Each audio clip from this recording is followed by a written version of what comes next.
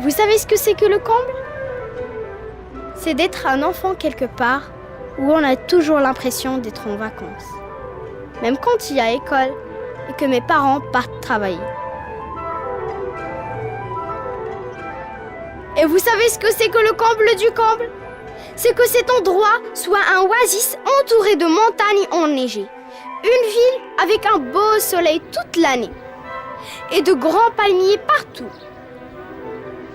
Vous vous direz que je suis un enfant qui aime sa ville parce qu'il n'a pas visité beaucoup d'autres. Mais que dire des milliers de visiteurs qui viennent partager avec moi le même amour que j'ai pour ma ville natale.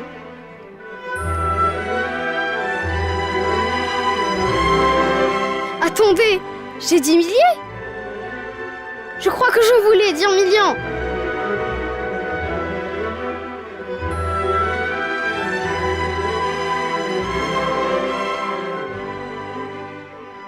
Marrakech se positionne en tant que première destination du royaume et aussi c'est une destination mondiale prisée par différents marchés émetteurs, principalement le marché européen.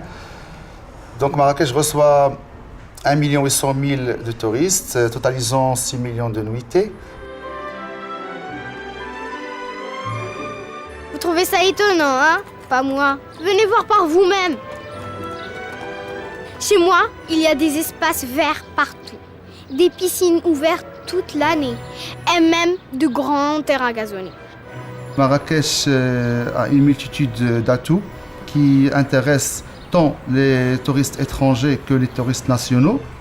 Donc c'est un tourisme multiforme, c'est un tourisme polyvalent qui se met à la disposition de tous les demandeurs. On dit aussi que si Marrakech existe depuis longtemps, c'est parce qu'il y a un grand lac sous la terre qui lui donne toute l'eau suffisante pour en faire une gigantesque surface verte au milieu du désert.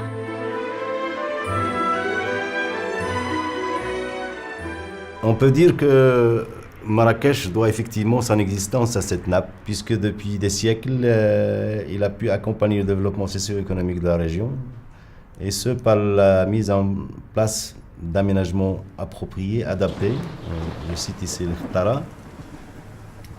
Mais ces dernières décennies, on assiste à une exploitation de cette nappe beaucoup plus intensive, avec des forages et puits qui totalisent quelques 30 000 points d'eau aujourd'hui qui sollicitent cette nappe et qui pénalisent et risquent de pénaliser sa durabilité. La dernière fois, en rentrant de l'école, j'ai trouvé un palmier mort dans la rue. Le tronc était par terre et les feuilles complètement sèches. Et ce n'est pas la première fois que j'en vois.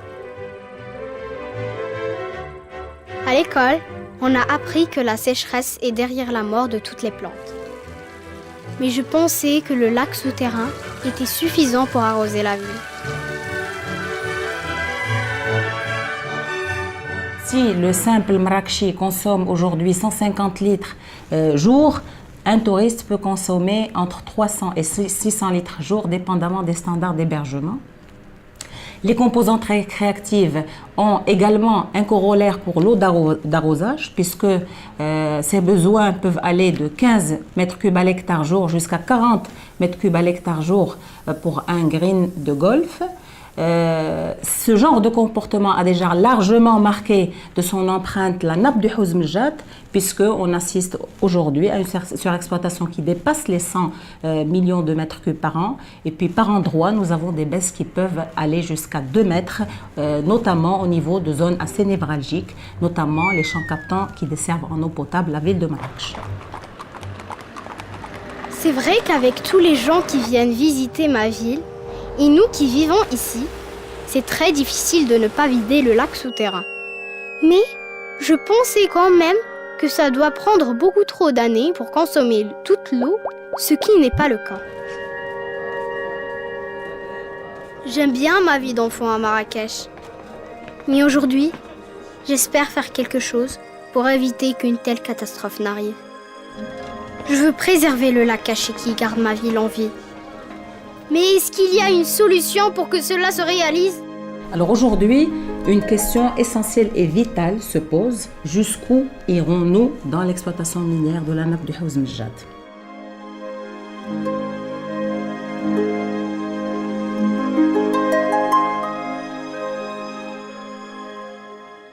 Ici, on est dans un endroit isolé, on n'est pas connecté à un réseau public. L'eau que l'on utilise provient de deux puits que l'on a sur la propriété, mais on était bien conscient qu'à un moment ou à un autre, utiliser autant d'eau et la rejeter en milieu naturel sans la traiter ne correspondait pas à l'image de la société Virgin. Depuis quelques années, on a travaillé sur un système et on a construit une nouvelle station d'épuration qui fonctionne maintenant depuis 1 an et demi, où l'intégralité des eaux grises et des eaux noires est traitée. Cette eau est réutilisée quand il y en a besoin, en intégralité dans l'arrosage des jardins ou rejetée dans la rivière. Très souvent dans les discussions qu'on peut avoir avec les clients, leur première question c'est d'où vient l'eau, que faites-vous de l'eau utilisée, et on y apporte une réponse avec cette station d'épuration qui aujourd'hui fonctionne très très bien.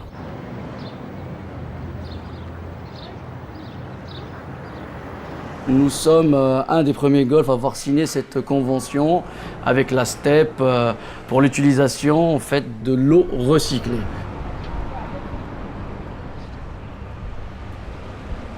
C'est cette eau-là qui arrive sur notre site par le biais de bassins en gravitation jusqu'à notre station de pompage qui est une station aussi informatisée qui permet en fait, de contrôler l'arrosage et les volumes hydriques que nous souhaitons utiliser. Aujourd'hui, nous souhaitons que tous les golfs ici à Marrakech puissent se doter de cette eau-là pour qu'on puisse avoir une destination golfique de Marrakech, une destination éco-consciente et qui s'inscrirait dans le développement durable.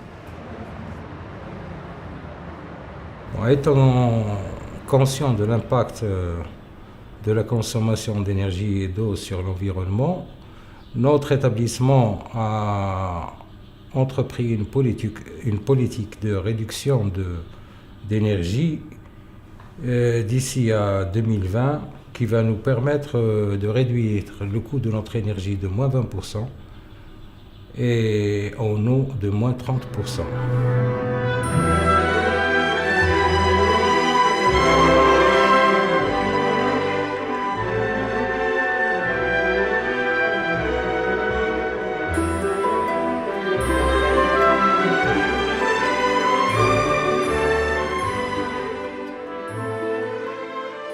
Pourquoi s'engager dans cette démarche? D'abord parce que tout le monde est actuellement conscient des enjeux, de la rareté de la ressource et de la nécessité de faire plusieurs actions contre ça et que de toute façon chaque action, aussi petite qu'elle soit, contribue à améliorer la situation. Ensuite parce qu'il y a aussi un très grand volet économique qui se cache derrière, qui va à travers la création des chaînes de valeur aussi créer des emplois, aussi créer des revenus, qui a lieu aussi d'étudier et de valoriser. Et puis surtout que maintenant, après le rayonnement que le Maroc a connu et surtout Marrakech à travers la COP22, il y a lieu aussi de continuer sur cette lancée, de surfer un peu sur cette mobilisation internationale afin que le Maroc et surtout Marrakech rayonnent en plus de leur tourisme avec leur durabilité, leur écologie et leur verdure.